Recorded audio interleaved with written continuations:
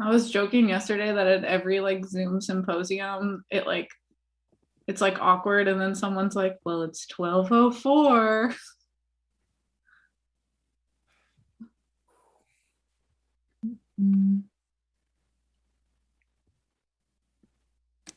It's 25. It's significant. When it hits 12:01, I'll click omit all. Okay. Also, Lila, I am gonna quickly present the visuals that we put together for while you go over the platforms. Okay, just align them with what we're saying, and that's fine. But I also want people to look at me, so consider that. I'm back. I'm just like, good luck, everyone. Okay, you ready? I guess so. Okay, cool. I should probably mute myself before I start like nervous screaming.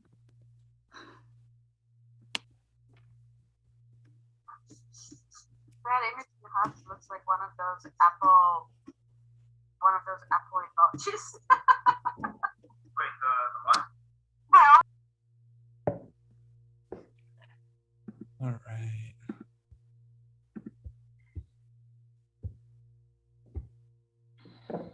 Just give it a minute.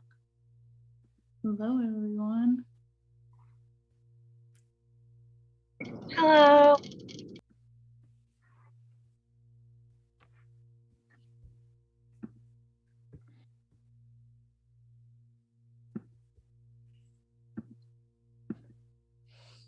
Wow. So happy to see everyone's faces.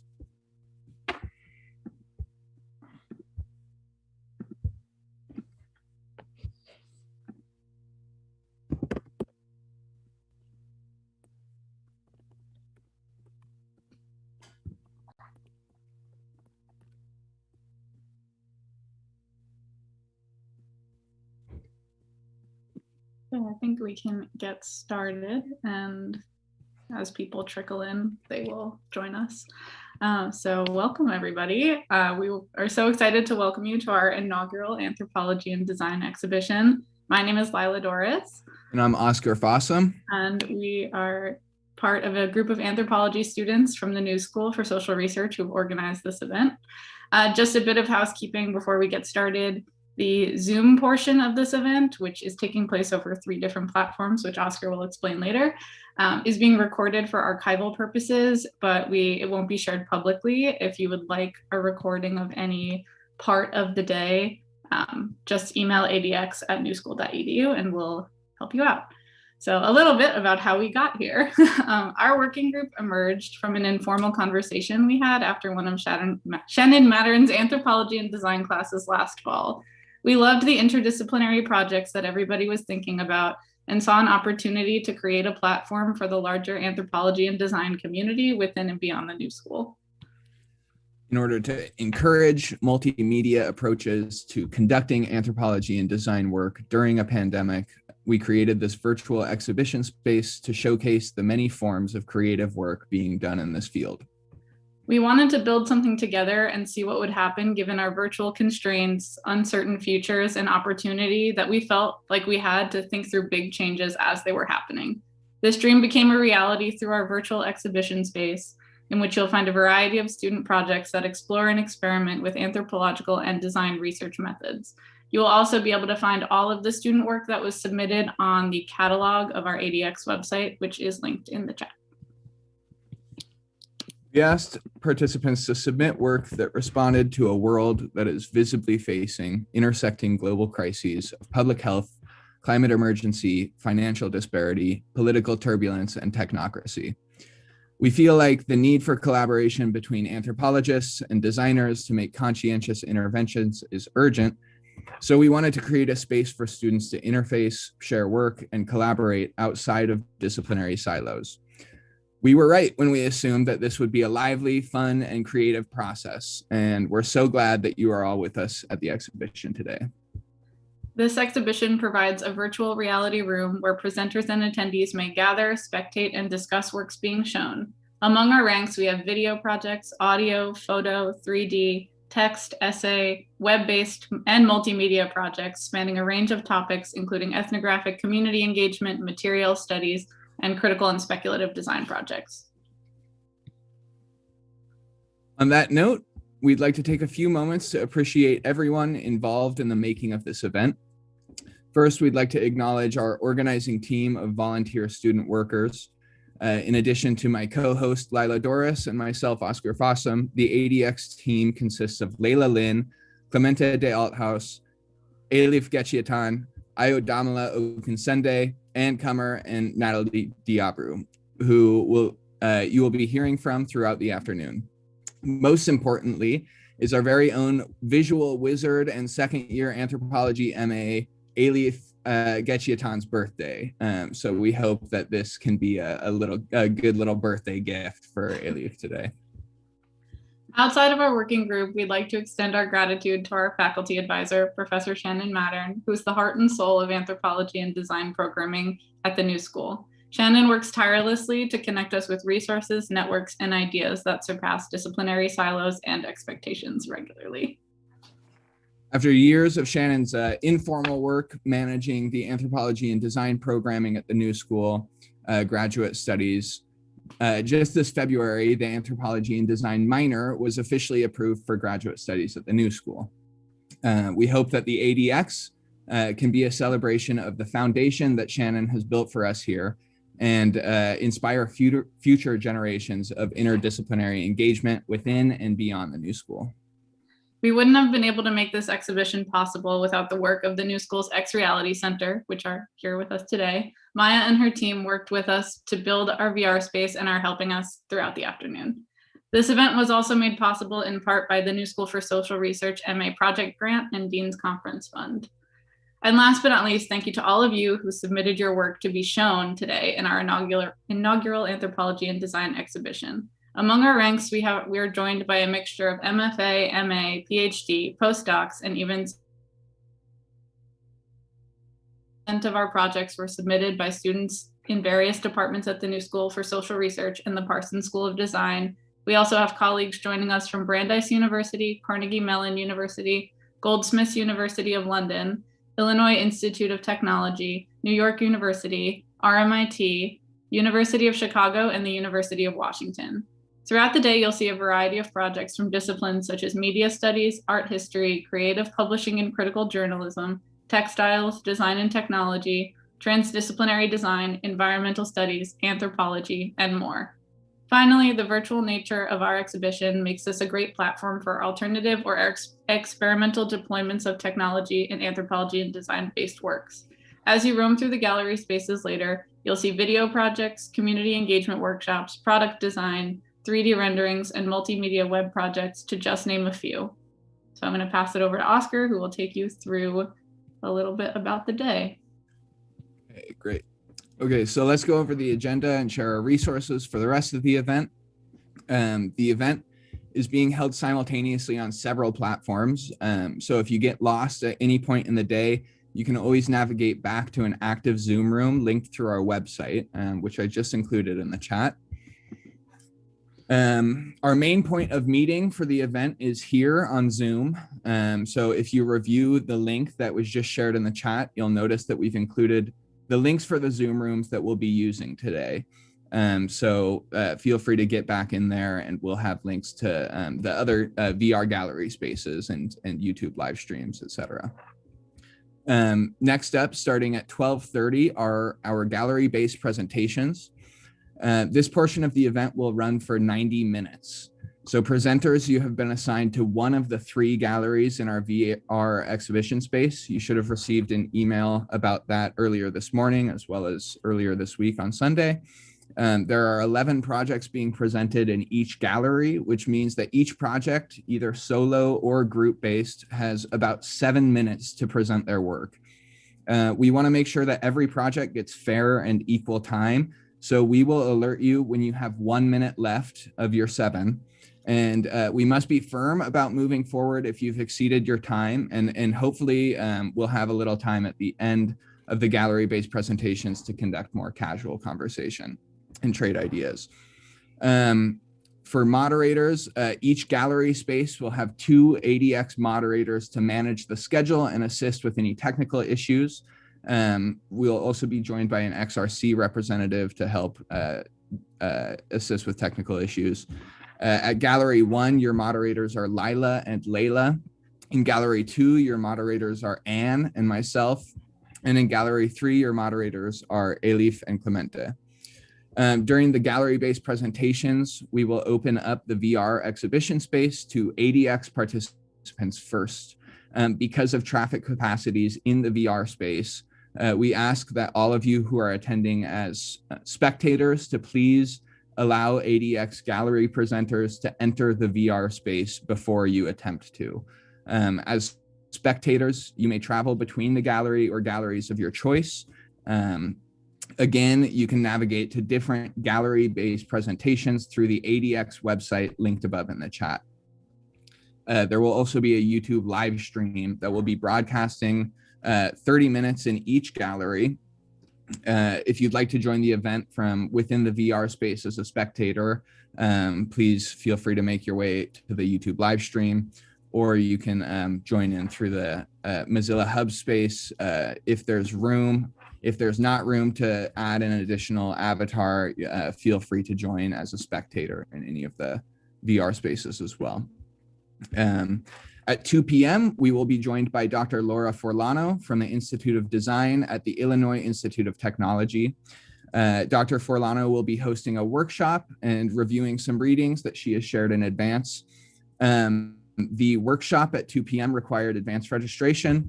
So if you are unable to register, please feel free to join us back at 3:30 for our happy hour and closing program for the ADX, where we'll open up to a more casual conversation on Zoom.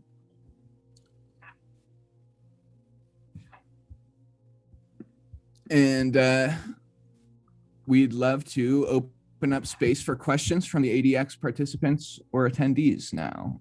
We'll look for hands.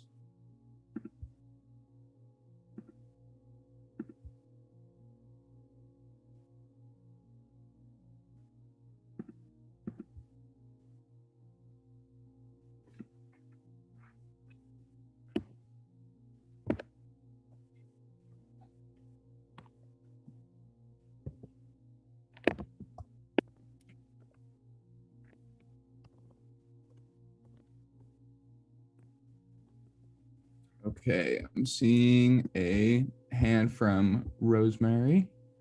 Rosie, would you like to chime in? Hi there. Yes, just wanting to clarify, the 3 gallery spaces are going to be going simultaneously? Yes, that's correct. Thank you. Yeah, and also everyone, we will be recording the gallery-based presentations for internal purposes, and we'd love to reshare your work publicly, but we will wait until we get permissions from you guys for that. So just if you see the recording thing during the gallery-based presentation, we will be following up about that after the event. And all 3 galleries will be presenting simultaneously, but all of the work is featured both in the Mozilla Hub space as well as on the catalog section of our ADX website. So we encourage you to take some time and poke around and celebrate each other's work in that way as well, even though we all can't be in 3 places at once, even with a computer.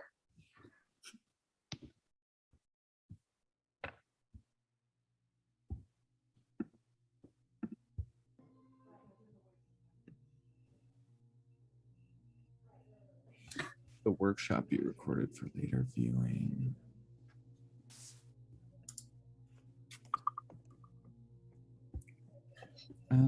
So there's a question from Diana about the workshop. It will be recorded. I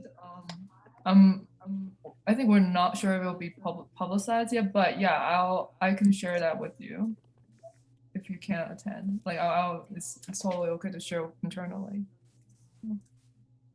And I saw Shannon was raising her hand, so yeah, maybe I just missed it, but is it possible to move between galleries? It is. Yes. Okay. All right. Yeah. So again, feel free to check out the ADX website, which we've linked above. and that will have a program outline for the different gallery spaces and the Zoom rooms corresponding to each gallery space. So once you're in the Zoom room, you'll find links to the hub space as well. But then once again, you guys, if you're joining as a spectator, please, once we break out into gallery spaces, let the presenters join the VR space. Give them like a 3-minute heads up to enter into the hub space, so we don't reach the capacity for each room before the presenters are able to get in. And on the note of capacity, there are a couple of clones of the space floating around each like gallery presentation time. They are all the same. So if you enter a hub space and then switch from mapping to speculative design because you're curious, the hub's space is the same. So there is no need to join a new link.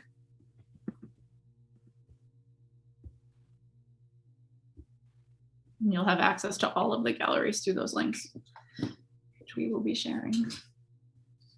Okay, I'm seeing another question in the chat from Ara, asking about Zoom galleries being streamed by YouTube. Yeah, so there will be 3 gallery presentations happening simultaneously. Within that 90 minutes, the YouTube live stream will switch between all 3 rooms. So it'll do 30 minutes in each room. So your presentation may not actually appear on the YouTube live stream, but again, we will be capturing all of the presentations, at least for internal use, and for portfolio purposes, reposting will follow up with all of you to make sure that you want to share your work. Does anybody have any questions about using Mozilla Hubs while we have the X Reality Center here with us and a couple of minutes before we transition to our presentations from our students?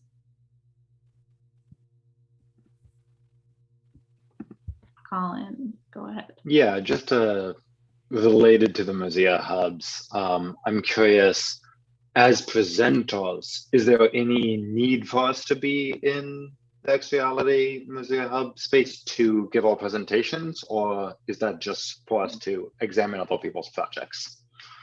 Mm-hmm. For sure. Yeah, the hub space is not critical to your presentation. The presentations will be conducted on Zoom. We're going to be enabling screen sharing for everyone. So don't stress about getting into the virtual gallery space before you have your project ready to present. The gallery space is more just to kind of wander around and explore the space in a different way. So fortunately, the loading speeds from hubs will not affect the Zoom call, hopefully.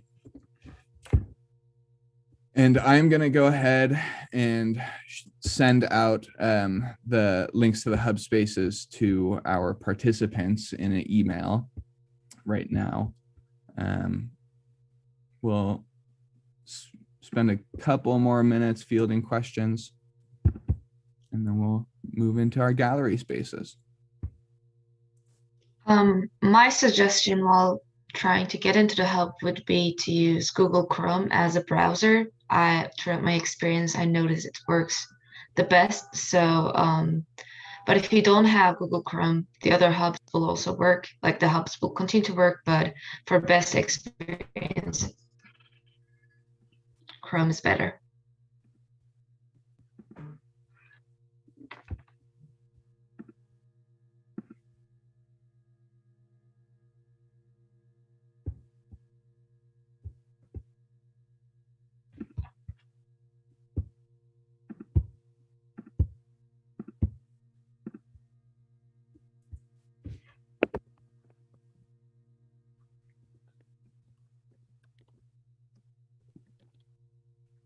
Thank you, Nidra and Shannon. We're having fun up here.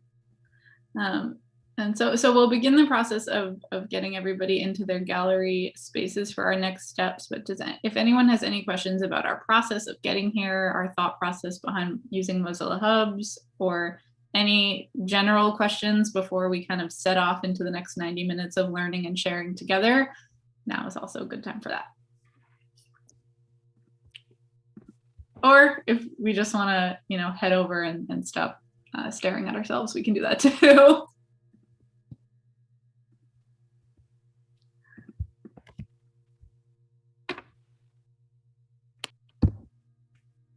Okay, everyone.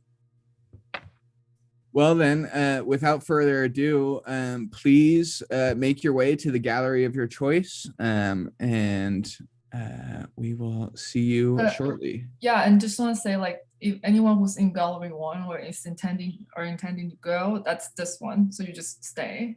But gallery 2 and 3, I have different links that are available on the schedules page.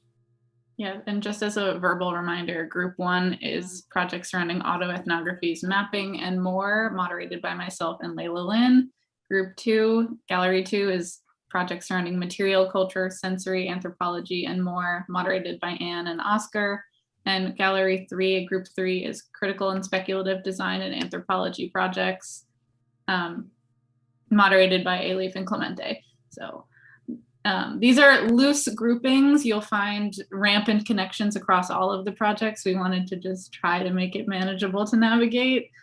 Again, that's why we encourage you to take some time and look at our catalog, which has brief descriptions of everybody's work, as well as links to their projects and links to artist portfolios or academic portfolios or other ways to connect with each other. Ayo has a question. Just a note, we're going to the Zoom links for these, correct? Yes. Okay. And gallery 1 is meeting here. So if you're presenting in gallery 1, moderating gallery 1, or attending gallery 1, just stay here.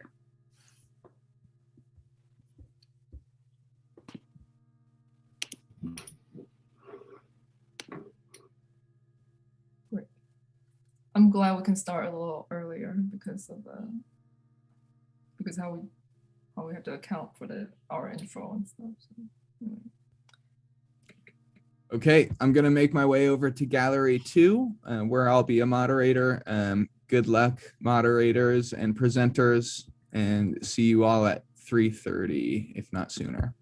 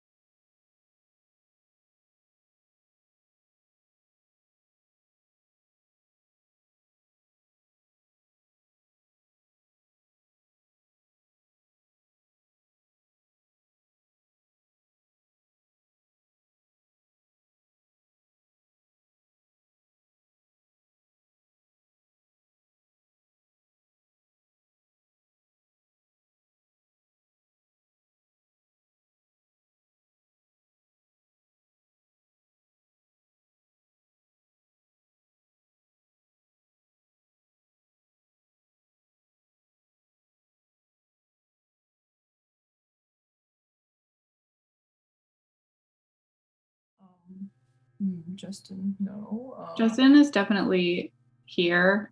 Is probably on their way back too. Yeah. Oh, Justin, here Justin's here. Team Miriam. Bhavya. Sorry, I'm gonna put the presenter list here in the chat. Muriel, Leah. Oh, hi, Leah.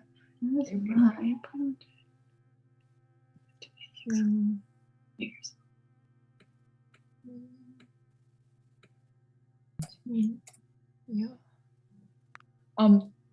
For those presenters who are already here, does anyone have like PowerPoints and stuff so I can make you a co-host in advance? Yeah, I have a deck. Okay. Couple slides. Yeah, me too. Diana too? Okay, cool. Sable on here. I don't have a PowerPoint, but I was going to show part of my film by sharing screens. Okay, no, that's fine. I'll make you a co-host. Yes, I could use that too.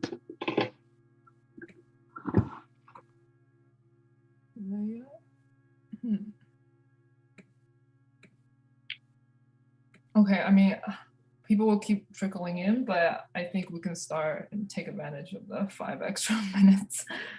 So yeah, we're excited for you to present your work today and receive feedback from the group. I just posted the presenters list there, and we'll be going in that order. And then we have Lila to go first because then she can focus on moderating. So before we start, I'll review some ground rules so that we can make the presentation seamless. So you already most of you already know, but for the attendees here, each presenter will have 7 minutes to present their project. And when it's your turn, the presenter's turn, please be ready to share your screen. And if I haven't made you a co-host already, like please just send me a chat directly.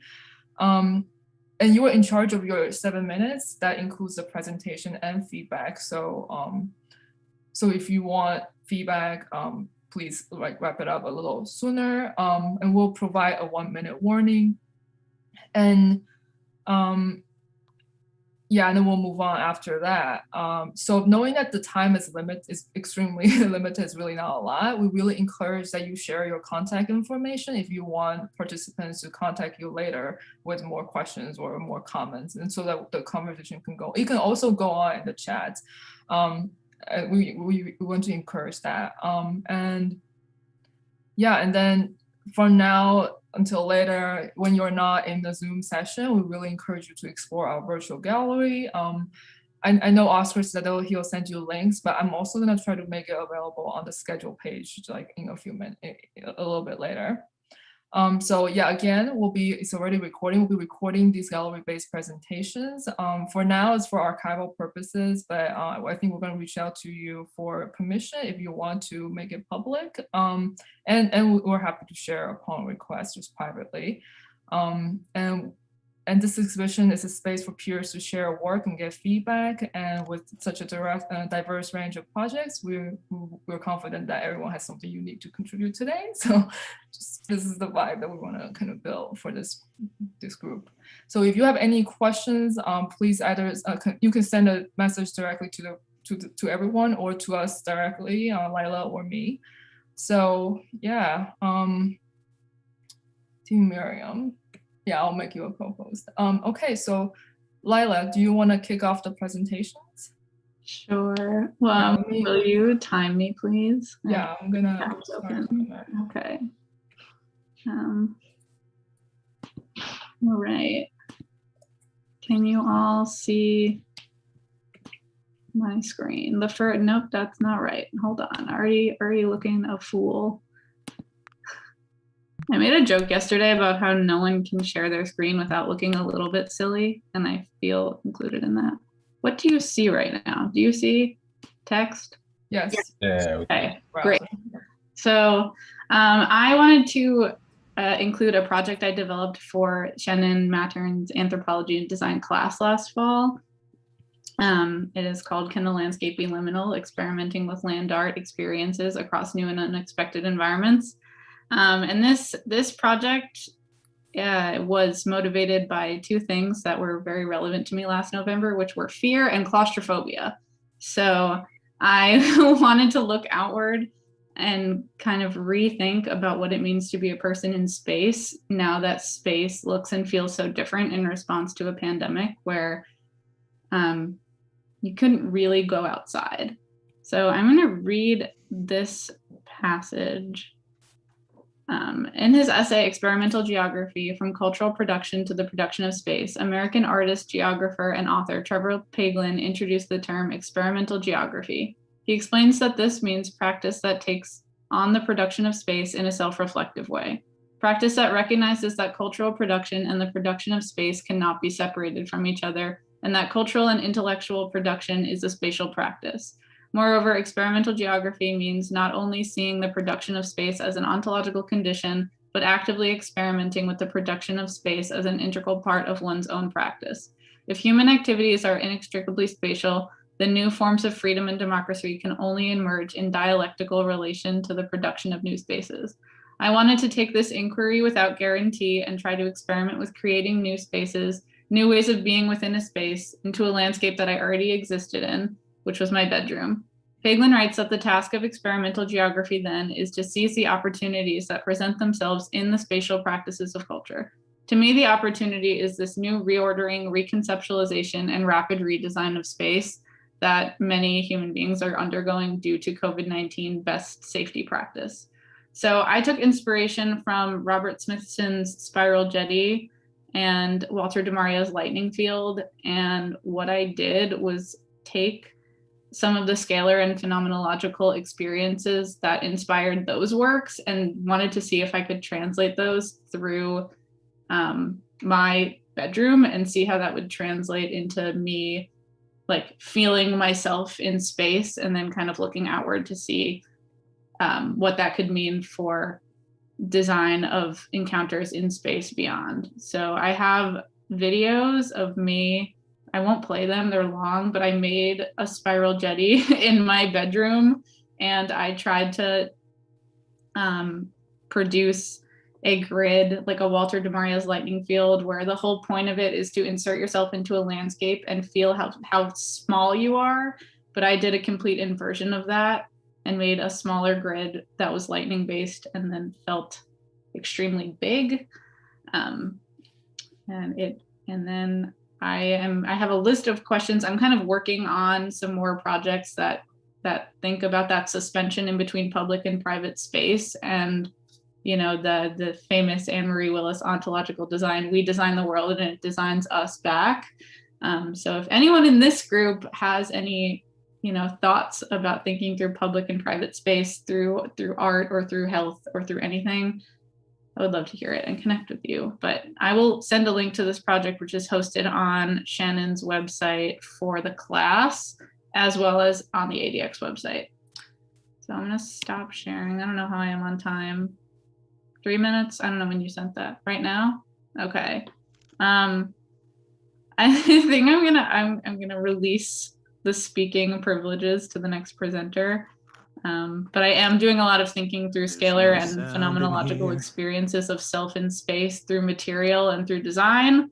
So that's what this project gave me, and I look forward to bringing that into the rest of my work this semester and beyond.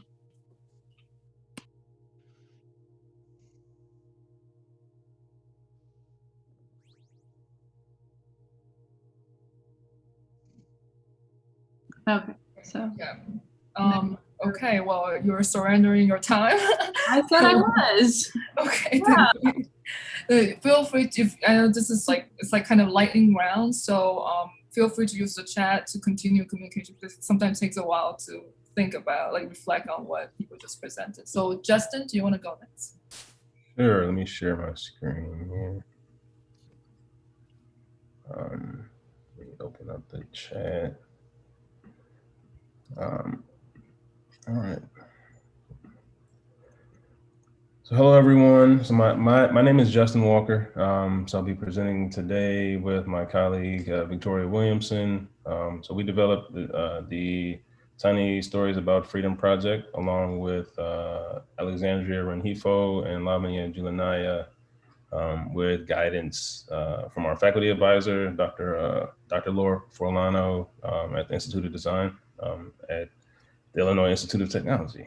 And so Tiny Stories About Freedom is a collection of immersive stories that engage audiences in critical visions and theory related to justice, abolition, and freedom.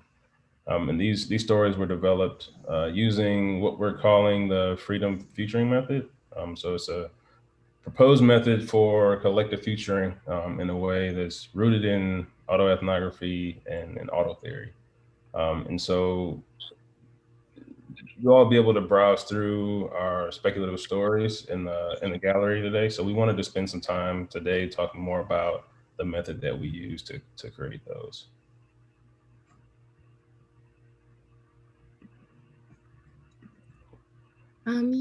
So hi, my name is Victoria. We're going to start it off with a quote from Walida Imashara. It says, "It all started with storytelling. It is a fantastical literature that helps us to understand existing power dynamics and helps us imagine paths to creating more just futures."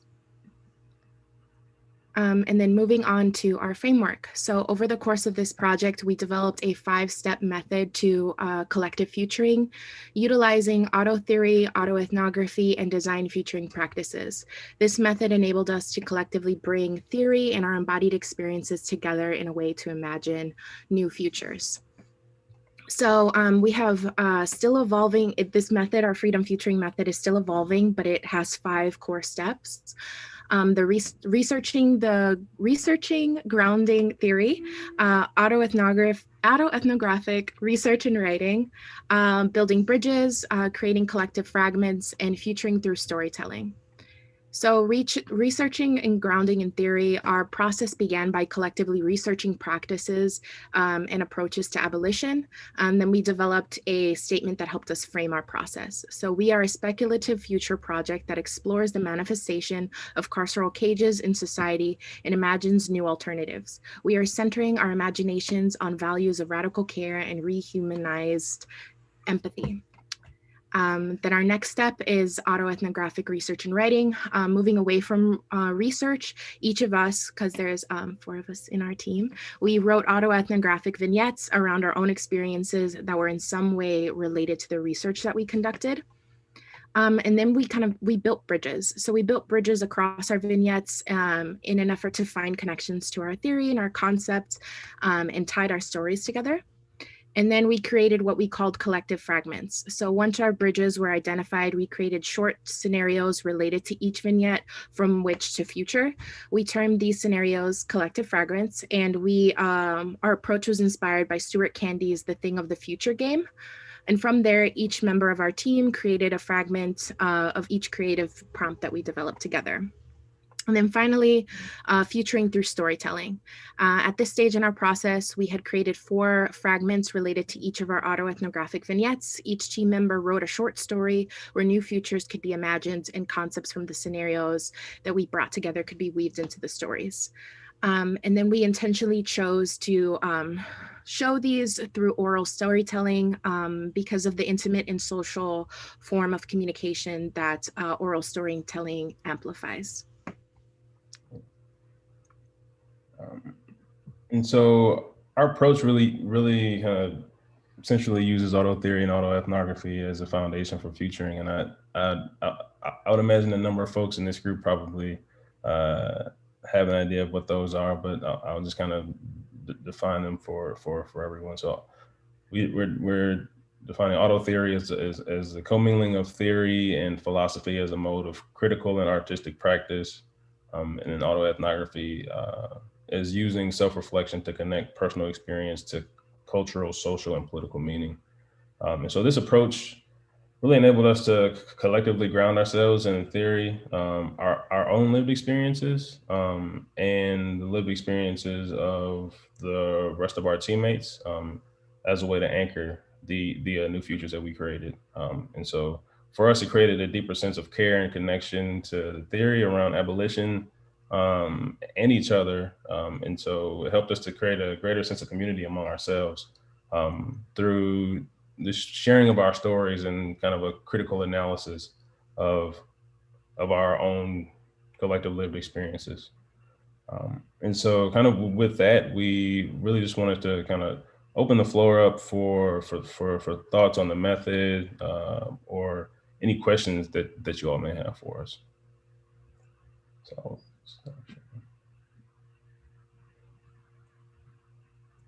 Hi, my name is Miliaku. She, her from the New School at Parsons at the New School.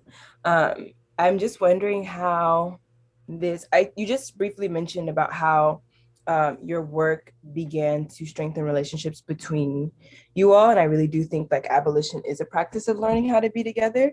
And I guess I was wondering if there were any other so-called meta moments where what you were studying was impacting how you move through your daily lives.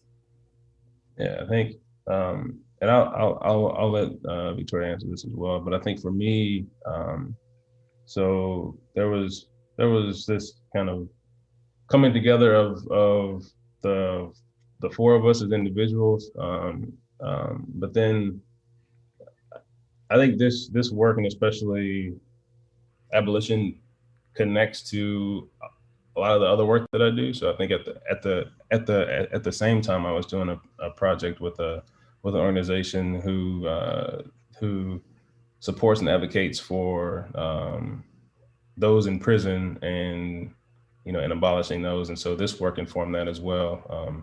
And so also I do the work that I do mainly is around co-designing with people in communities. And so I think this helped to inform both of those, but just kind of informs your kind of overall view of the world. And so I'll let Victoria take that too if she would like. Yeah, quickly I can. So I personally, I started working on this project as a first year at the Institute of Design. So I had actually never had like a full conversation with my 3 other group mates. So I feel like this project and our Freedom Futuring method really helped strengthen us as a team, but then also helped in feeling like the experiences that I went through weren't happening in a silo and weren't something that others hadn't experienced, especially others who were in the same situation in the sense that they were at the same school doing the same program and trying to solve the same solutions. So I think it was helpful in that way.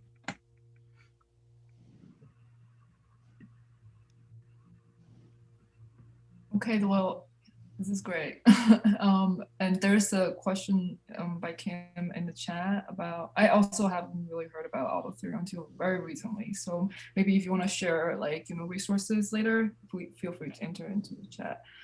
So the next team is Team Miriam and Maria. Yes, thank you. And while Maria gets, she'll be sharing her screen, I'll just start by introducing. So I am part of a student in the transdisciplinary design program and am interested in studying why humans struggle to relate with our fellow creatures and how we can unearth new ways of living together. And I'm Maria Eugenia. I'm also in transdisciplinary design.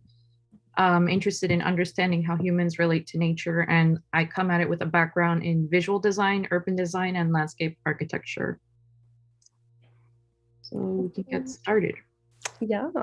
So I have always been kind of fascinated by the rather aggressive "Don't Poop Here" signage that is plastered all over trees in Brooklyn and in New York City in general. There are over 140,000 street trees in Brooklyn, and they provide benefits like capturing stormwater and providing shade, but they also shine a light on some of the dysfunctional ways that we urban humans tend to relate to our creaturely neighbors.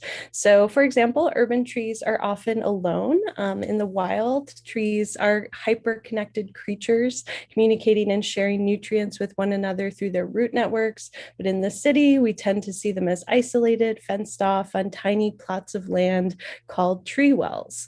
So some tree wells are neglected, covered in trash, while others are micromanaged by local residents with all kinds of handmade signage, enforcing the rules of these small areas. So as you can see in this photo on the bottom right, This is an area maybe 3 foot by 2 foot, and yet there's so much signage, don't poop here, no bikes, no flower picking.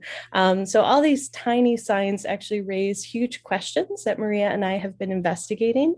What urban creatures are allowed to use the space, which are kept out, who owns these tiny patches of land, who acts as their steward, and what is the purpose of a street tree, decoration, a home, or a place to mark your territory?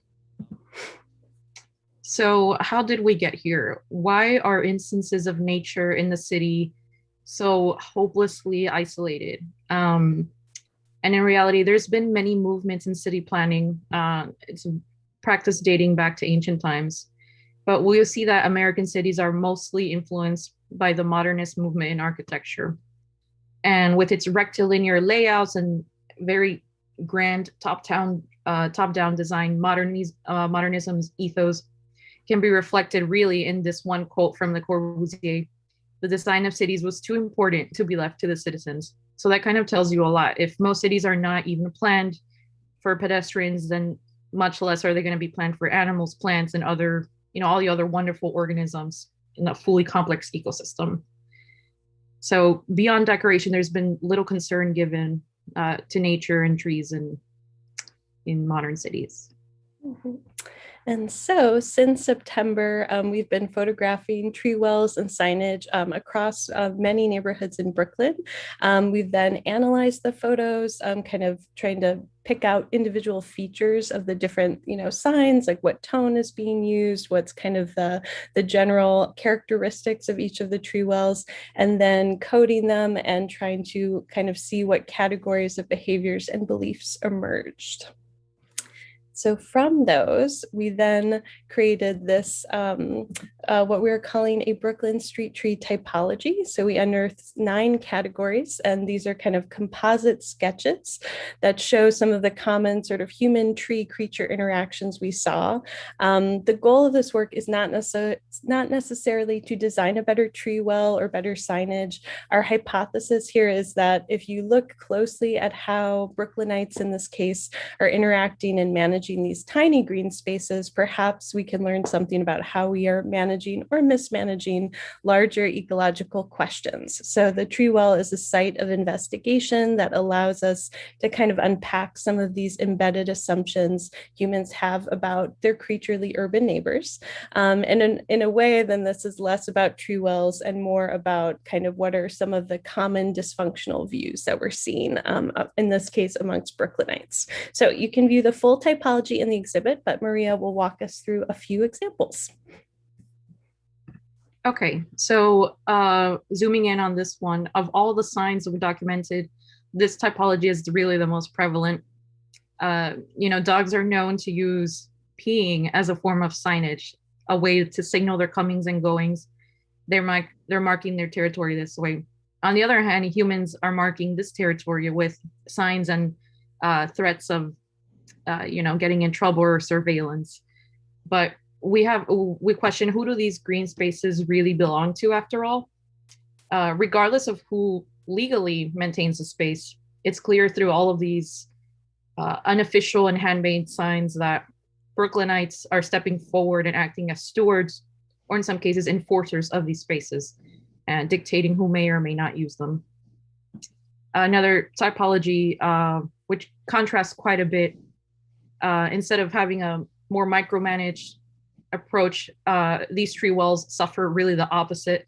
These spaces are largely neglected and treated more as a dumping ground. And in this case, the signage is even spray painted directly on the tree.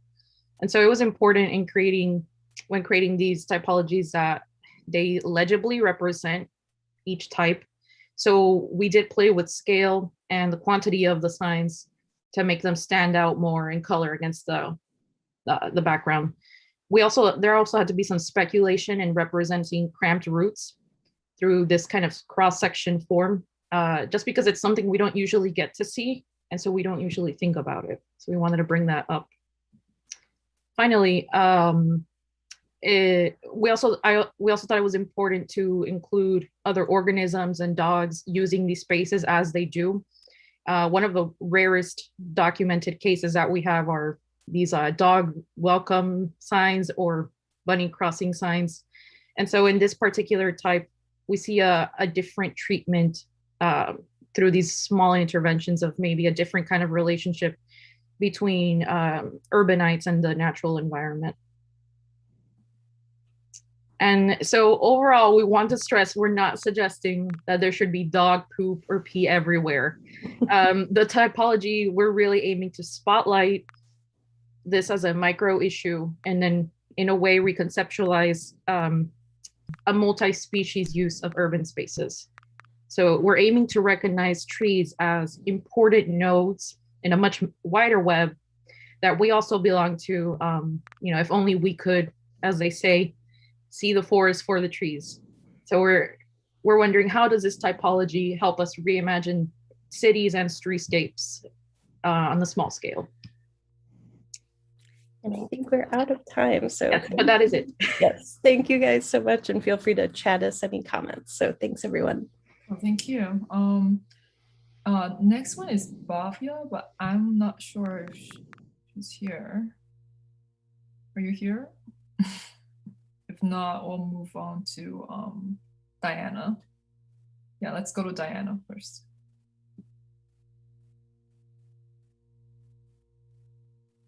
Okay, I am going to screen share.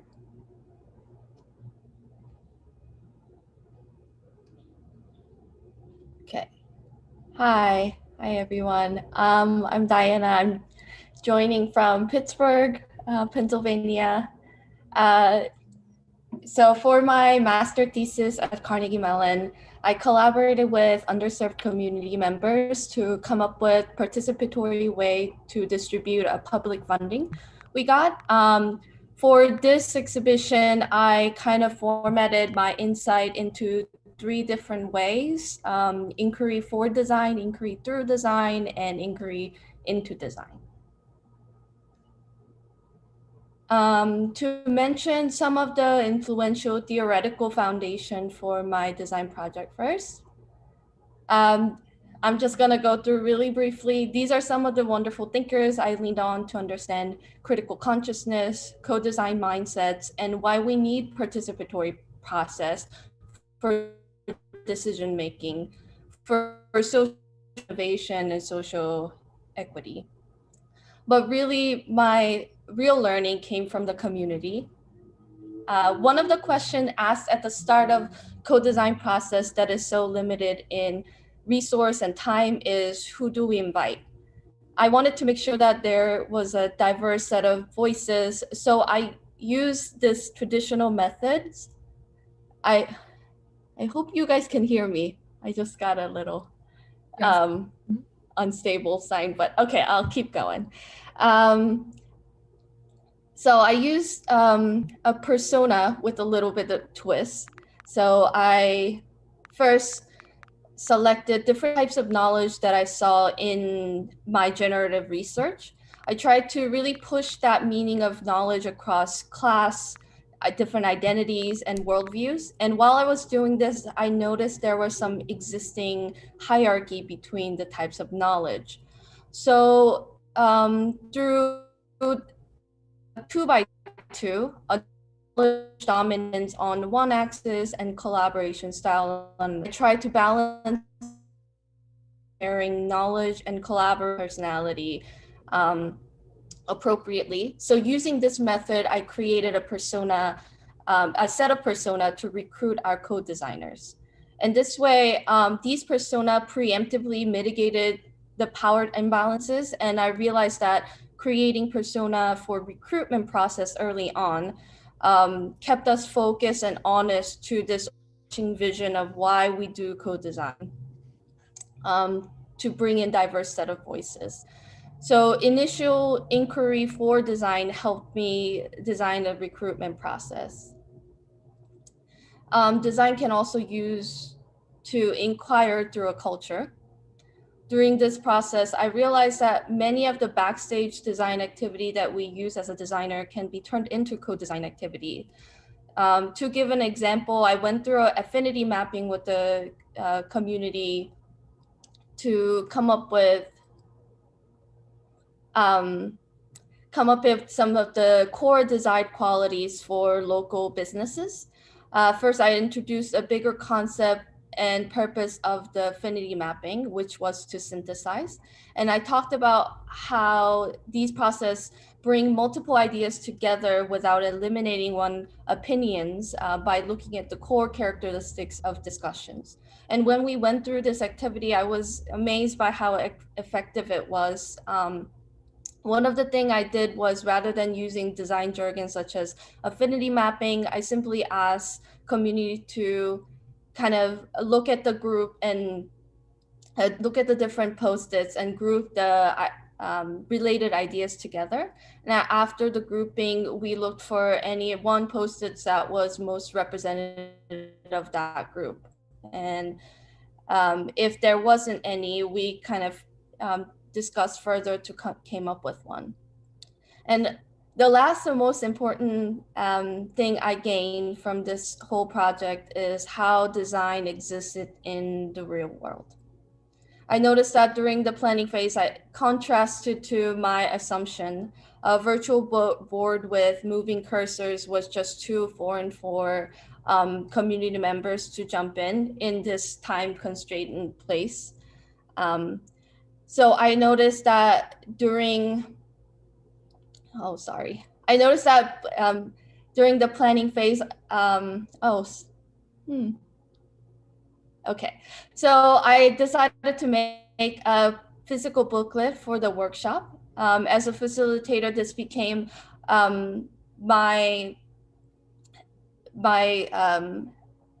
point to build that personal connection, kind of delivering these physical booklets, co-designer by co-designer. And for co-designers, booklet was key to having a control in this virtually ran workshop. They could take notes, make mistakes, and go back to the workshop materials without hunting down the fleeting digital screens. And looking back, I realized this became a physical memorabilia that shows all the work we have done and a reference point as they move the project forward. So all in all, community members and I think we all came in to the table with different abilities, worldviews, and priorities. And during the co-design process, these perspectives kept clashing like a wave breaking into cliffs. It was refreshing one day, but it just drowned us the next. And that's kind of what I want to share through this thesis document. There's plenty of writing out there talking about the positive side of co-design and community-led processes, but not enough honest reflection about when things get uncertain. The balance between efficiency and inclusivity, the gatekeepers, the blurry line between me checking my privileges and me minimizing my experience and feelings. So I want to really dive in and unpack my learning and the difficult side of co-design through this project. And I want to share this all because I really can't imagine doing authentic social inquiry in any other way. So you can find out more about my project through the audio and the poster in this exhibition or through my websites. I look forward to hearing your thoughts and thank you for listening. Thank you, and it's time, unfortunately. So, yeah, please put your put those links in the chat so people can check it out more. The next one is Gabby, I believe. Yeah. Yep. Hi everyone. Okay, let me share my screen. Are you able to? Let me. Oh wait. Yeah. Oh, host disabled participant screen share. No, you can try again. Okay. Thank you. Oh wait, here. Okay. Sorry, my desktop is a disaster. Share, present, here we go. Okay. Okay, so this project of mine is a bit of a work in progress, but I've been slowly developing it since last year. And What I'm going to present today is just a small component of this multi-component project that deals with Puerto Rican identity within US pageant systems, the difficulties around navigating the performativity of pageants as cultural sites, and the indigenous politics that arise through US land analysis and Puerto Rico's diasporic complexities. But again, just for today, I'll be presenting in progress garments that I was constructing for my USA Petite pageant experience, which took place very recently. I was actually in Wisconsin competing nationally. Special shout out to the producers for putting on a super, super safe production, by the way. It was really well organized. But there's an aspect of pageants that I wasn't aware of until I became immersed in the pageant world. But there is this portion of the event devoted to state costumes, where title holders wear costumes representing their regions or states on stage. And while it's not scored by the judges, it's the first time that the judges see you on stage. So it's somewhat of an important part of the overall experience. And I really want to take advantage of the opportunity to present personal work of mine in line with my beliefs and interests. So I wore a sage green silk satin dress embedded with an indigenous land acknowledgement for the Northeast, as well as a statement on linguistic diversity throughout New York City. And this was really important and critical to my practice because considering how often nationalism and structures related to the nation state are reinforced through pageantry, it was really important to recognize the historical lens in which my pageant title encompassed. And because of my Puerto Rican focus of my overall project, I discussed Taino Arawak presence in New York City, and that's something that I'll speak more to thoroughly as I develop more of the writing around this project, which I hope can become an illustrative ethnography, once I graduate or later on.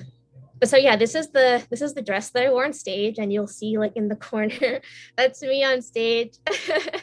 And I was like a little awkward because that's my first time doing anything like that. And everyone backstage is just like, okay, when you get up there, like walk up to the, the end of the stage and then smile at the judges. I was like, okay, I'll try, but I couldn't see anything because the lights were in my face.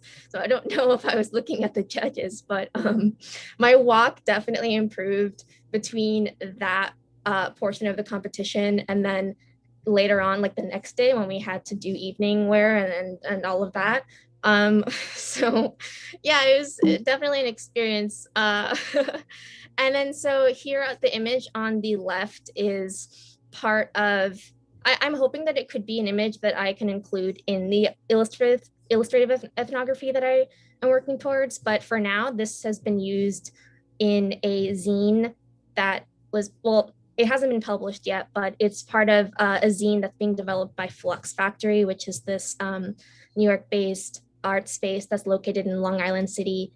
And in the background of this image, you'll see the print that I used for the lining of a jacket that I was going to make for my interview, my pageant interview, which is like another portion of the pageant experience, which is worth 35% of the score. So people say that you win by winning interview. It was, again, just an experience. I didn't get to finish constructing the garment for the event, so I'm hoping to finish the garment for my next pageant if I actually go through with that. But yeah, so this is a project that while it's a personal project of mine, I've been working on it through a Parsons-based collective called Enclosed Collective, which was launched last year by designer, educator, and researcher Fiona Deffenbacher. And this collective was manifested from research Fiona was conducting on dress, embodiment, and materiality. And her paper on this was published, and you can find it on ResearchGate and academia if you're interested. It's fabulous. But so I've been over the course of my time as a first year MA student, I've been assisting with the development or just assisting with like the organizing of this collective. and just assisting with, just like how things have been running. And we've been meeting as a collective very often to discuss our themes, how we can further develop our projects. And the ultimate goal of this space is to articulate the space in between and to birth these new hybridities, new languages and new terminologies in a way where we can offer more of an inclusive space to foster more collaboration. And because there are so many overlaps thematically between ADX and Enclosed Collective, we hope that in the future we can see some kind of collaboration between the two groups. So keep an eye out for that. But yeah, thank you. That's it from me. And this is our kind of like word wall sort of thing. Great. Yeah, I think it's also time, right? So sorry. Yeah. Gotta move on. Left. Leia? Some shares.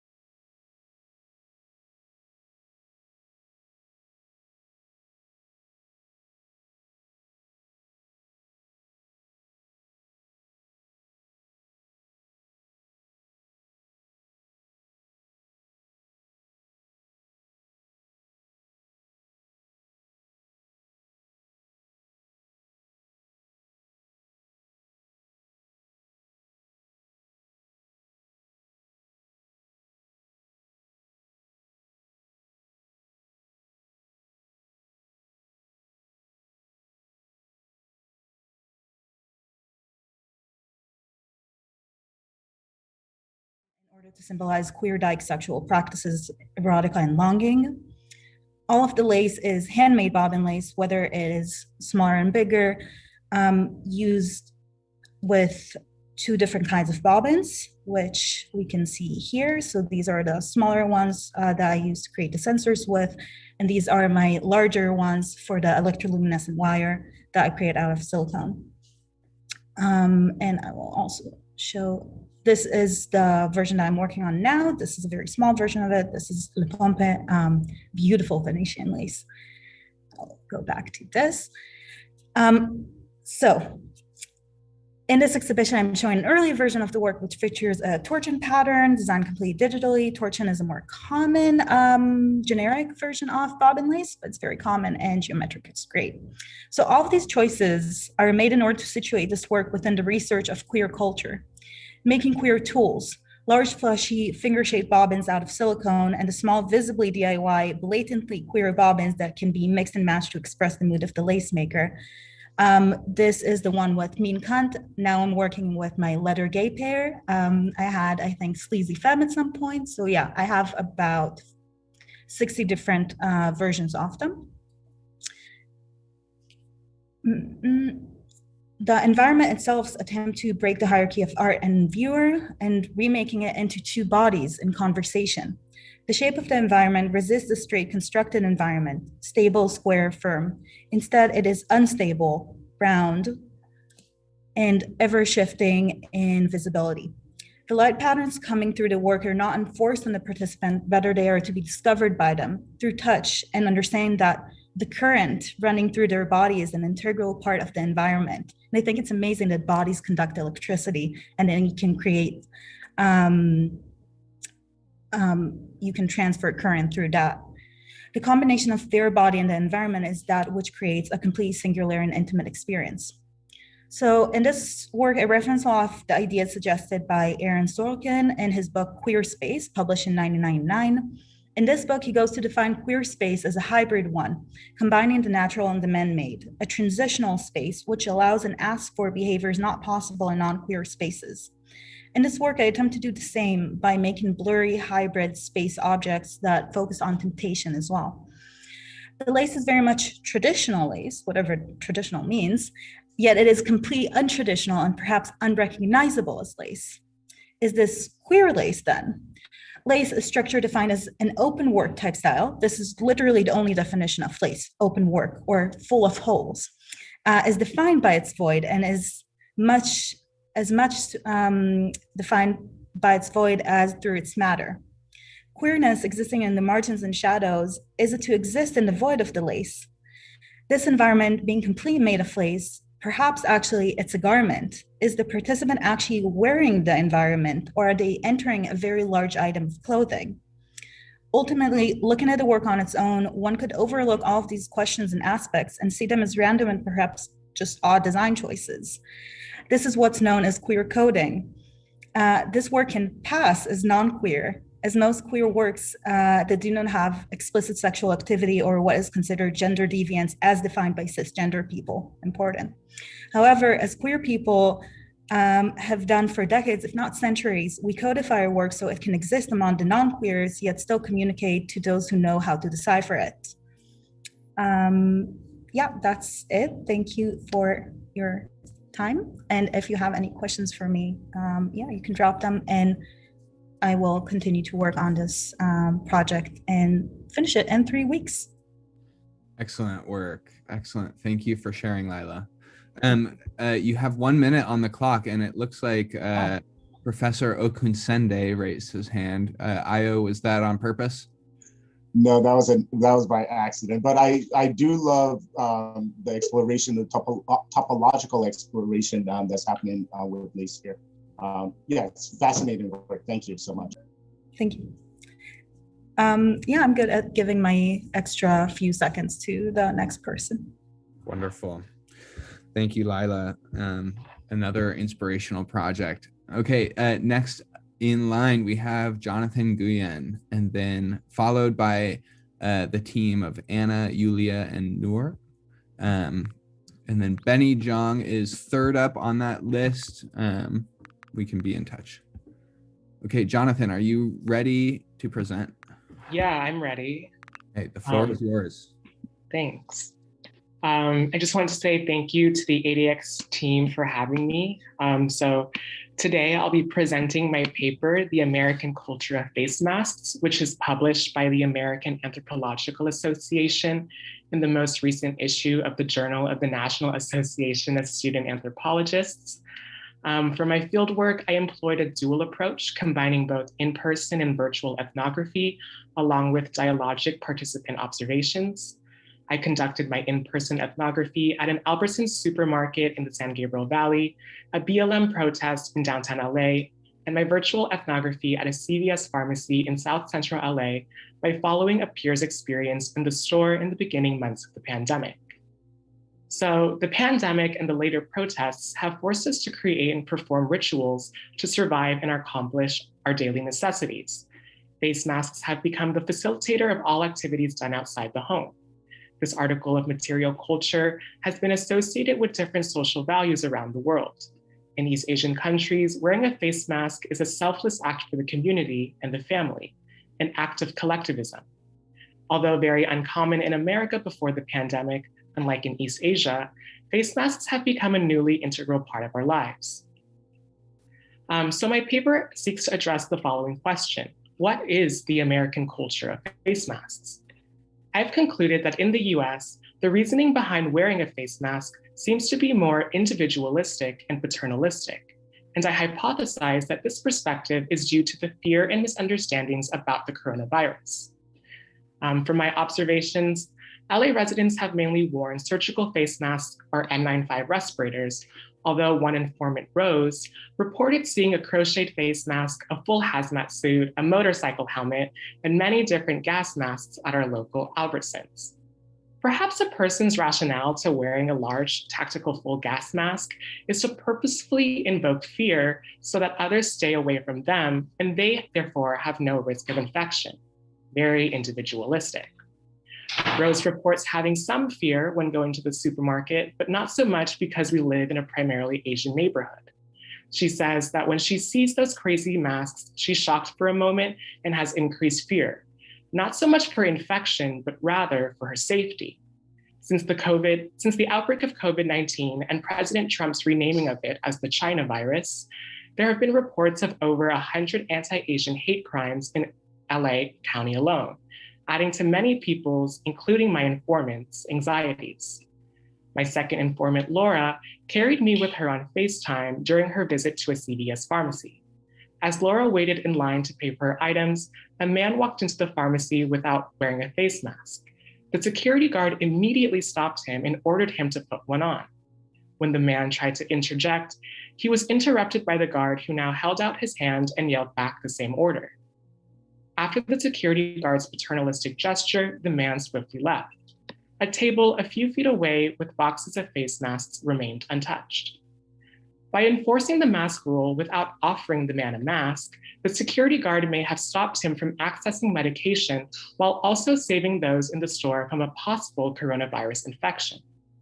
The face mask, or the lack thereof, has become a visual trigger, leading Americans to perform scare tactics to ward off infection and fight for safety, even if it means denying an essential service like medication to another person.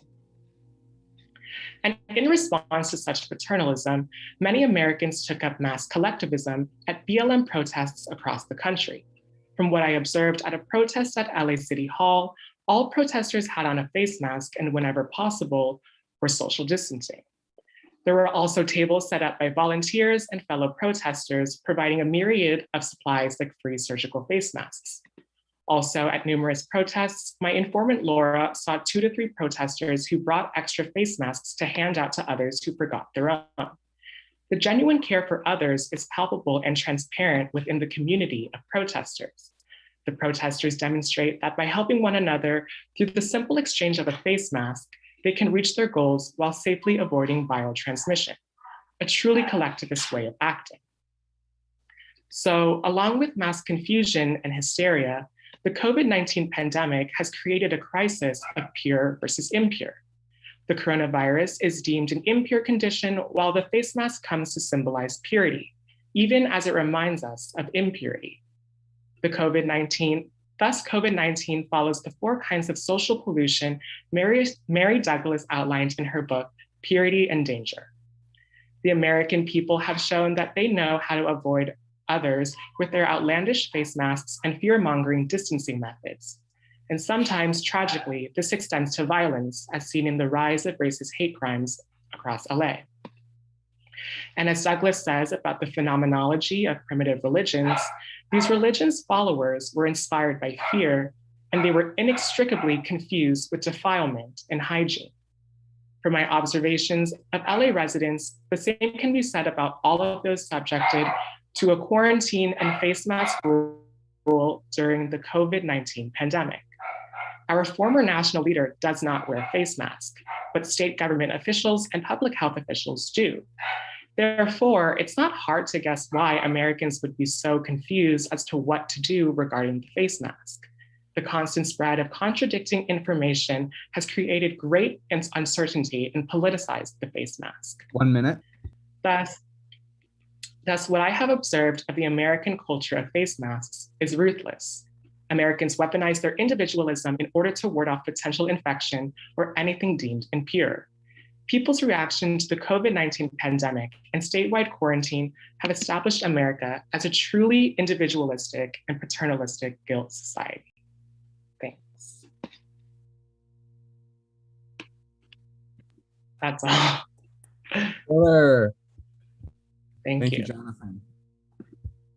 If you guys have any questions or comments, you can definitely leave them in the chat for me. Wonderful.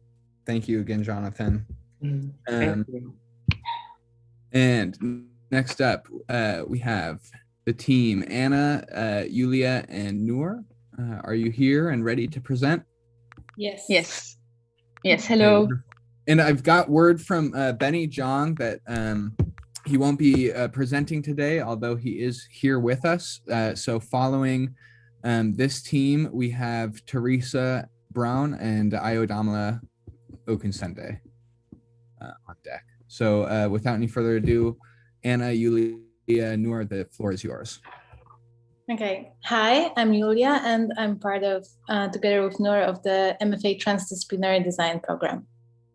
Hello, I'm Noor, and I'm with Julia in class, and the work we're presenting is part of our thesis work.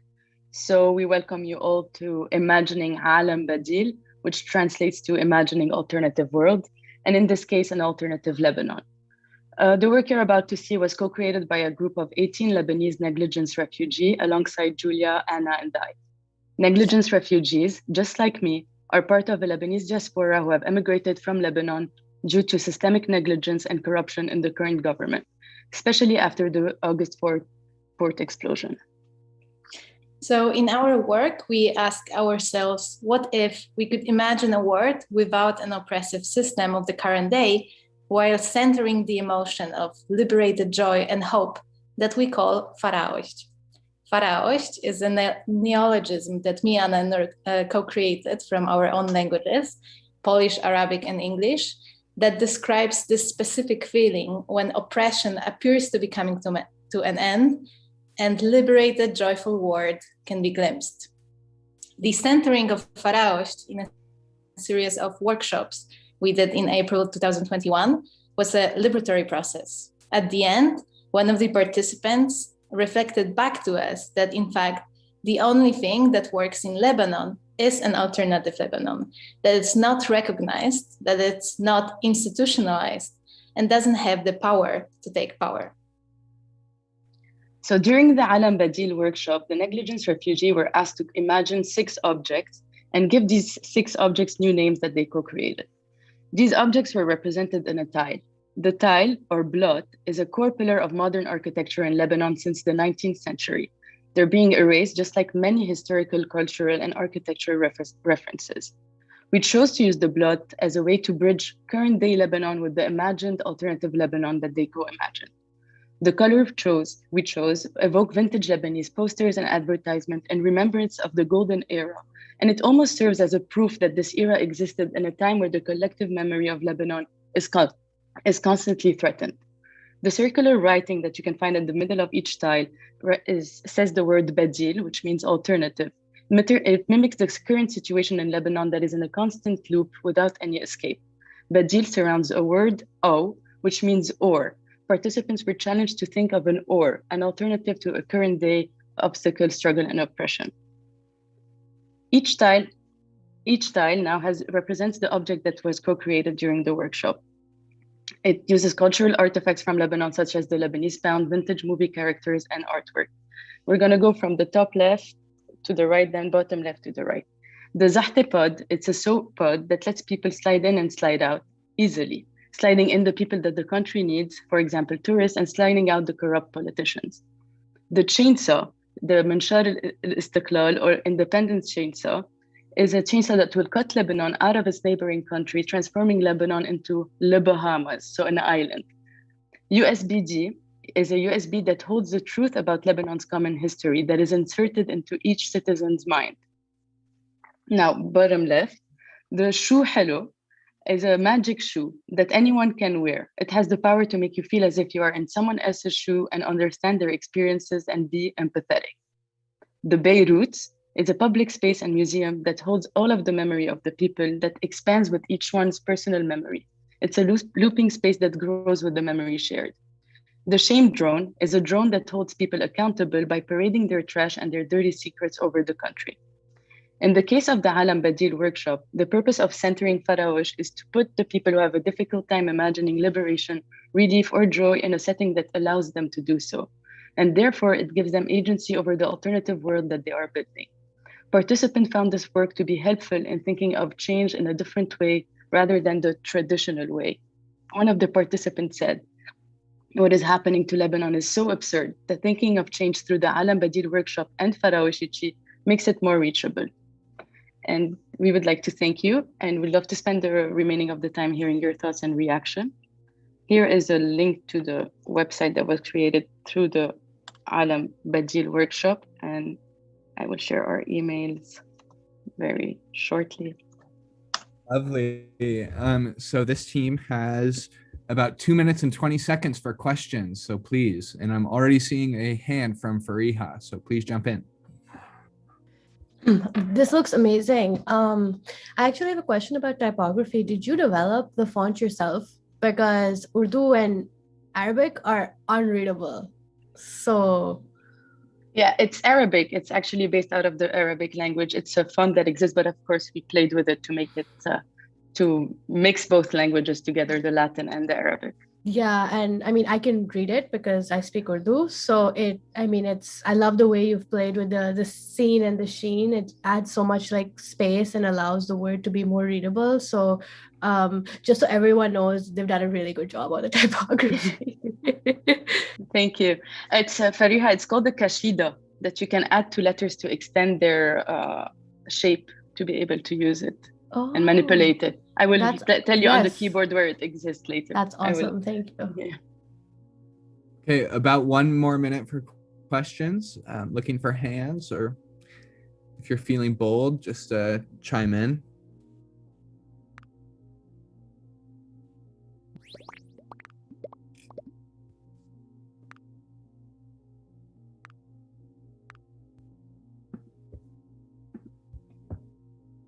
And of course, as always, if there are no immediate questions, please do get in touch with each other. We really want people to be working with each other if other people's projects are inspiring you. So I'll give it about 15 more seconds here of space.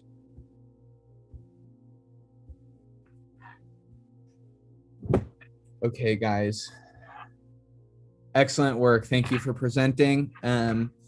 Originally, we had Benny Zhang scheduled to present next. He's here on the call with us, and his work is in the VR exhibition. So I encourage you guys to all check it out.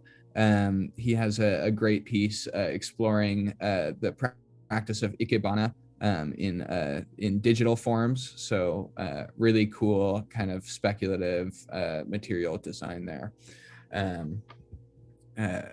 And he's from the Design and Technology program at the New School Parsons.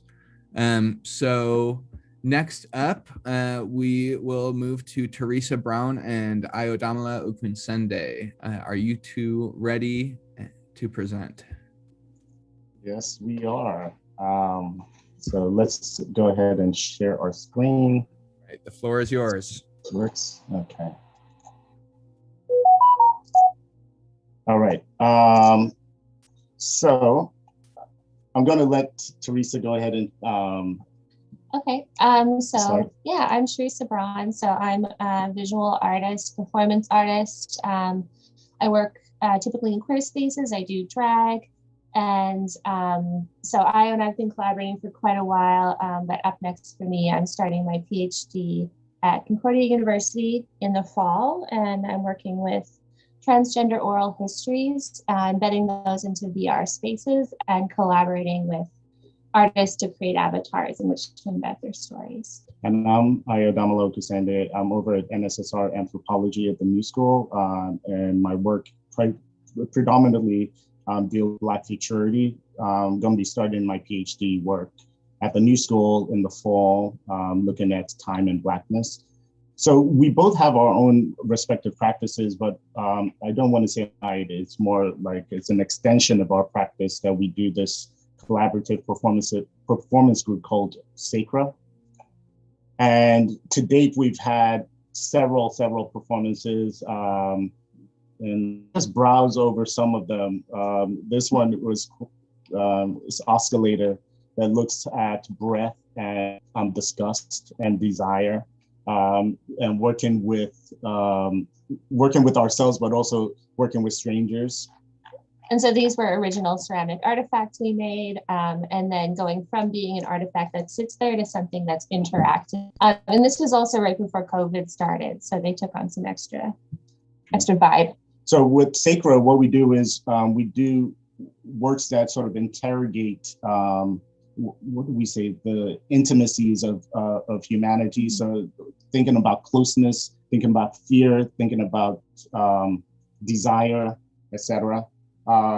And as a result of that, we've come to this project that we want to present, which is over here, which is dermis. And how do we describe dermis? What would we say? So we wanted to reflect on the skin within a virtual space as the border between private and public experiences, work anthropologically with people asking for their submissions of stories of scars, for example, embedding those in the landscape, and then upending the traditional way of experiencing data by allowing people to go through, subvert the linear experience of time that you often get in anthropological texts. So, we think about skin, we wanted to reflect on the skin really as the border between the public and private experience, right? And to sort of question the idea of it as this permeable membrane that's prone to scarring and injury. So we're just going to jump into the experience itself. Mm-hmm. So this is what we have. We built this game, or not a game, we'll say it's an experience that allows you to traverse the skin. So thinking about skin, not only topographically, but also topologically. So as you browse, you could go to different, let's try to run to one of these places here. Hit shift. Okay, so on this level, we're able to interact with these crystals that give stories about scarring.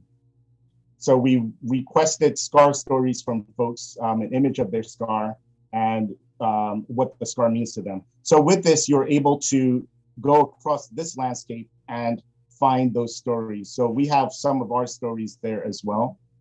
And it's ongoing, iterative. If anybody here wants to offer a story, image of your scar, and become a gem on the landscape, you're more than welcome to. But then we also have these modules here that allow us to jump to different spaces on the skin. So now we're thinking about it as the sort of epidermis layer that we could drop through. And then here you've got kind of different bugs you can interact with. If you jump into these little divots, we've embedded in them a kind of soundscape, so our own thoughts about skin, some text from Steve Connor, who wrote the Book of Skin, and Lyotard is this really interesting French philosopher who writes poetically and Freudian style about skin. So here's really a collection of, I guess, bibliography, some phrases from our bibliography, phrases from our thoughts on skin, phrases from folks that we've asked to submit work. And we also have poetry that's spoken by the bugs that crawl on our skin. If you stand in one place for too long, they will come to you and you'll hear what they have to say. So let's go up to this guy. Hear it. I don't know if you all can hear it. Okay, we're going down one more level now. There are also tunnels. You can fall down into a tunnel. Excellent. And So you're coming up in 1 minute here. Okay, so this is the final level that has hair and teratomas, and you could go into different caves that explain ideas of Morgellons and teratoma and other aspects of skin. I'm going to stop here because we also want to ask you all to participate by submitting stories about skin experiences to sacred.art.collective@gmail.com. And part of this is, next stage for this project is we are going to build a skin out of latex that you could actually control the environment by touching that skin. And that brings up a whole lot of questions about skin ownership and interaction. Thank you. Excellent. Excellent work. Thank you, Teresa and Io. Okay, next up and our final presentation for the day, Teddy Sandler. Teddy, are you ready to present? Yeah, definitely. Okay, wonderful. And then on our non-presenting list, it looks like we're gonna have some time left over afterwards. So Alexa, Liliana, and Rachel, if you'd like to say a few informal words about your project, feel free.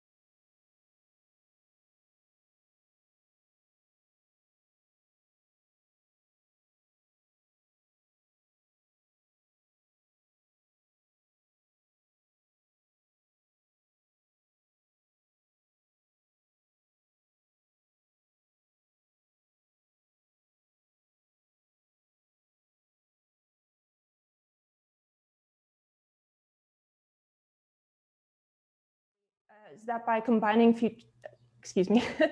my hope for these 3 books is that by combining narrative fictions along with visual aids from design decisions, these books will help readers to better understand what our projections for anthropogenic change may look like. While I'm not proposing that my discursive design methods can aptly predict the future, sharing multiple possibilities makes it easier to approach and discuss what these projections mean for us today.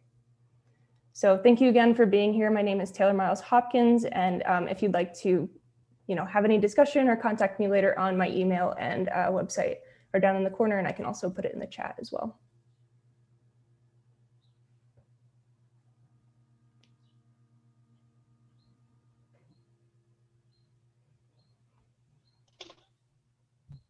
This was great. Thank you.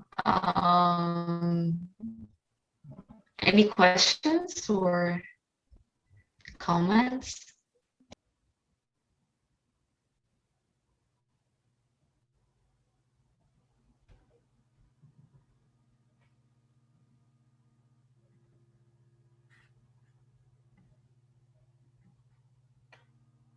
Okay.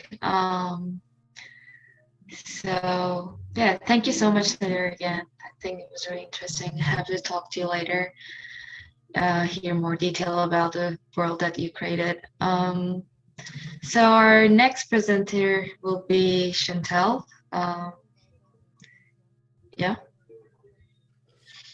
Hi everyone, my name is Chantal. So good to see so many of you here in that space. I like to thank the organizer. I think they did an amazing job. I'm sure there's a lot of blood and sweat behind the scenes. So it's really nice that you're like bringing us together and that we can like share so many of those projects.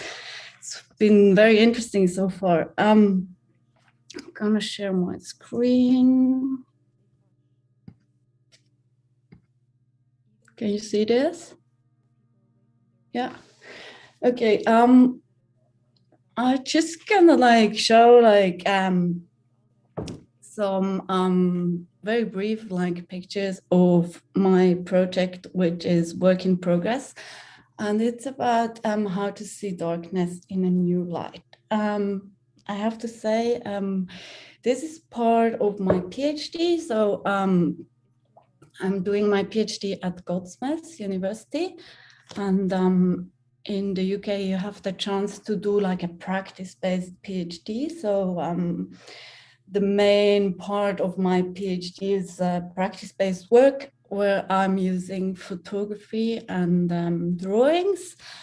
And the overall topic of my PhD is the light at night and the matter of darkness. So I'm very much like focusing at the moment, like how darkness actually arises from artificial light. And for that purpose, I'm using photography. And let me see. I go here first. So I'm like taking like pictures at night since a very long time. That's kind of how my research and my PhD started. This is an old picture from London in 2013. And I usually go back to this picture because somehow for me, this was a key moment in my research where I in a very simple way, I realized like how important like the shadows play a role like in perceiving like darkness in the urban environment at night, and like where those shadows are coming from is actually the artificial light. So wait, I go back here. Oops. Sorry, wait, I have to do like full screen again. Okay, so this is like a picture from the press. This is London social housing estate in London. You can see like how like bright the light actually is, especially in London. I'm still astonished each time when I wander around in London how bright the light in London is actually even brighter than in New York, in my perception at least.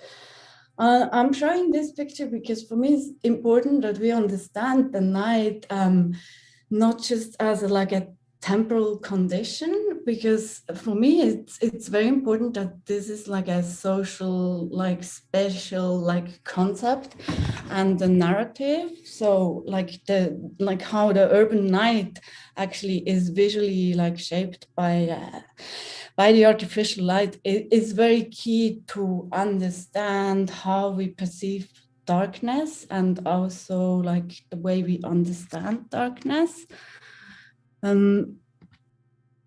So what I'm sharing in this exhibition is just like some new pictures I made like beginning of this year, last year. And it's, I tried to understand with my camera how we can actually see darkness and not the light, and how important then like the understanding is that artificial darkness could be something to engage with in the future in the urban environment, because the loss of darkness, as some studies in London recently revealed, is I mean, it's important on many levels: light pollution, climate change, animal species and human conditions of like health and cancer research. It's incredible how much research is done about like darkness. But I try to think about it from a very like visual and aesthetic perspective. And so for me with photography, this is work in progress. I still don't know where I'm going with that, but it helps me to maybe to see and perceive darkness in a new light, to say so, or to kind of understand where is actually darkness happening in the space today, and also maybe how in the future we can think about artificial darkness in the urban sphere. So yeah, that's all what I have to say for now, and I'm happy to answer some questions. Oh yeah, I'm getting that. That's good. Stop sharing. Can I just jump in? Thank you very much for these. They're beautiful and making me very homesick. But I just had a really simple question, which was, what is the times that you've taken these, like at the time at night, and also what dates? Are they like from the past year or a couple of years ago? So the first one I showed, the color one with the shadows, this was kind of a starting point of, I did a master's in sociology, and I started to like think about night photography at that time. And in the beginning, when I did night photography, I was very like stubbornly thinking I have to go out after midnight to really have the real darkness. But I got in some troubles, if I can say so. It's very dangerous to do this, like long exposures, especially alone as a woman. It's not very clever to do that. But that's not the topic I want to talk about. But to your question, I'm not doing these photographs after midnight anymore. I'm doing it around like 10, 11.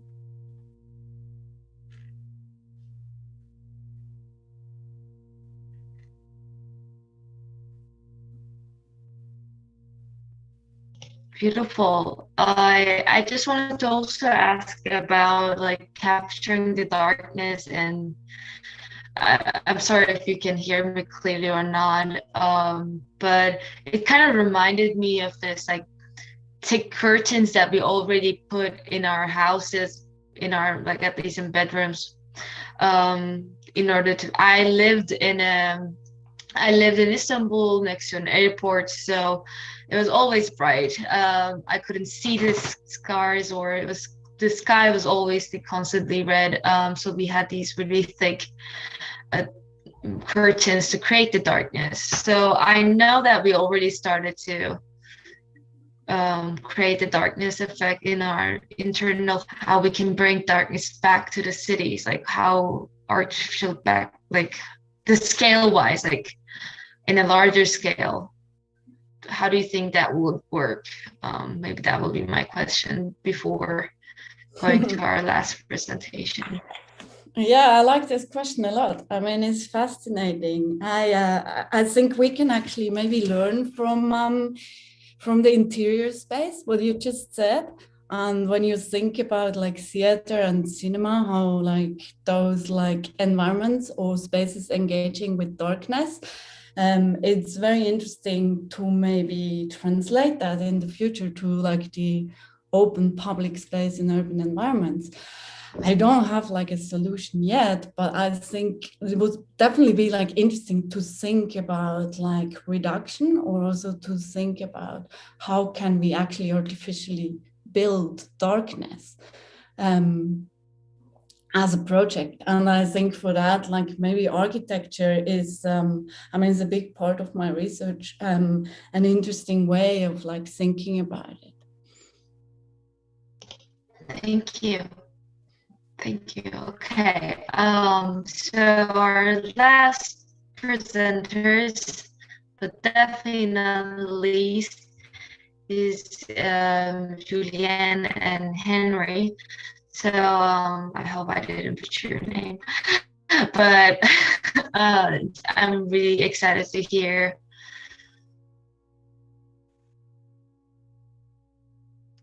No, you got the names right. We're really excited to be here. As Jules prepares to share the screen, just introduce ourselves. We're both first-year master's students at Parsons in transdisciplinary design. We would like to begin this without really giving you any background or context to the video. I do have to give you a slight trigger warning. There's a little bit of blood in this video. So if that's a problem, you can close your eyes for the next few minutes. It's just a teeny little drop. But without further ado, we can get started. Okay, I think I'm doing that right.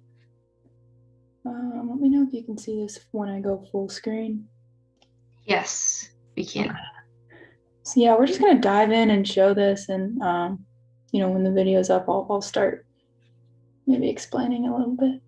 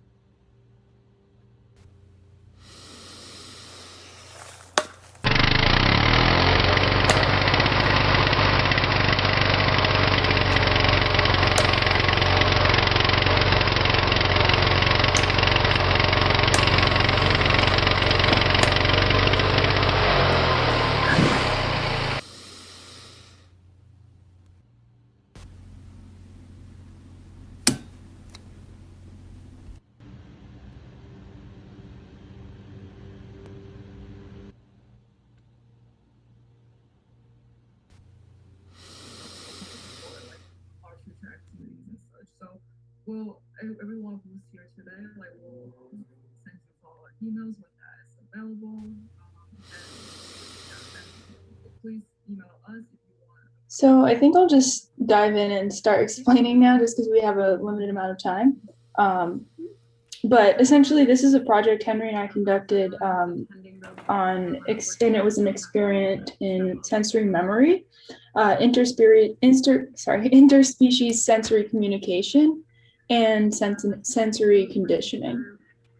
So we were the design researchers, and as you can see, we created scents that depicted memories of trees and collected them in 6 vials. And so 3 of the vials were scents that a tree might associate with good memories, and the other 3 vials were scents that a tree might associate with bad memories.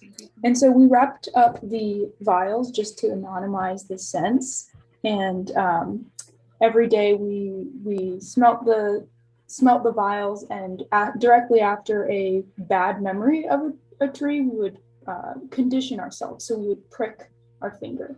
And every time, after a good memory, we wouldn't do that. So by repeating this process daily, we were able to, we didn't quite get to the conditioning part, but the idea is that you'd condition yourself to really, expect pain with certain smells. And it's kind of this experiment enforced a little bit of forced empathy that we had a lot of fun with, but really asking questions like, how might we communicate, learn, and empathize with non-humans through memory, senses, and nonverbal communication?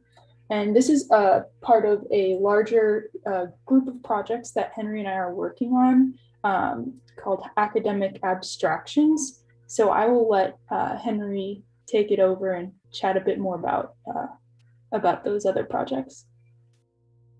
Sure. Are you going to be able to share your screen, Jules? Perfect. So like Julian said, Academic Abstractions is a speculative research project that serves as an umbrella for a growing number of pieces. So the project is attempting to question and subvert traditional forms of knowledge production, distribution and publication of knowledge. And we do this by encouraging creative synthesis and making. So we're kind of exploring new ways of knowing through creation and trying to dismantle epistemological silos. So we're interested in widening the scope of academic knowledge and exploring new ways to create, publish, disseminate, and understand that knowledge. So some of the other projects within this overall projects are a poetry zine, where we basically send out a prompt for individuals to read an academic article and then submit a poem as a translation of the article. We just had these zines printed and are sending them out, and it was a great experience to see how people translated academic work in a creative sense with that translation of knowledge. So we also just conducted an undergraduate workshop with a drawing class at the New School, where we asked 20 students to read an article, take a survey, and then spend 20 minutes drawing an interpretation of the academic article and its content. So we recorded this experiment, all the drawings that were made, and are getting ready to write a piece on it. Finally, we just completed and submitted a research paper to a conference where we worked with professors across universities, and we basically put together this study to understand how students and professionals engage with a written published article compared with how they would engage with the same published article, but in a sketched format. So looking at a sketched article and a published article, their emotions and cognitive retention of memory. So I can't see the time, but to finish that up, we're doing a couple of these projects with knowledge communication in different abstract speculative forms, as well as more applied forms like this last research paper. So Jules, you can add anything if you like, but that was sort of what we wanted to present today.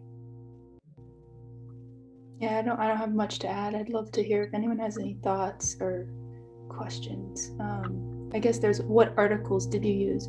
So for the drawing explorations, the drawing translations workshop we did with the Parson undergraduate students, we worked with 2 professors in a course that I'm TAing for, and we selected a work called Automobile Tire Print, which is essentially based off of work by Rauschenberg, and essentially it was all about mark making and the process of creating a drawing, which is really where students were in the course, and trying to bring it in with course content. So we're trying to set them up for their final project that they have due in a couple weeks. But for the poetry zines, we had everyone choose their own article. so beautiful. I love it. I really love it. I think I'm really curious, like if this becomes the way of,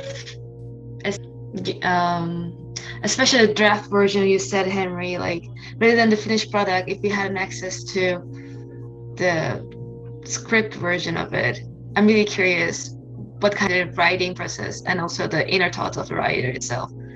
Yeah.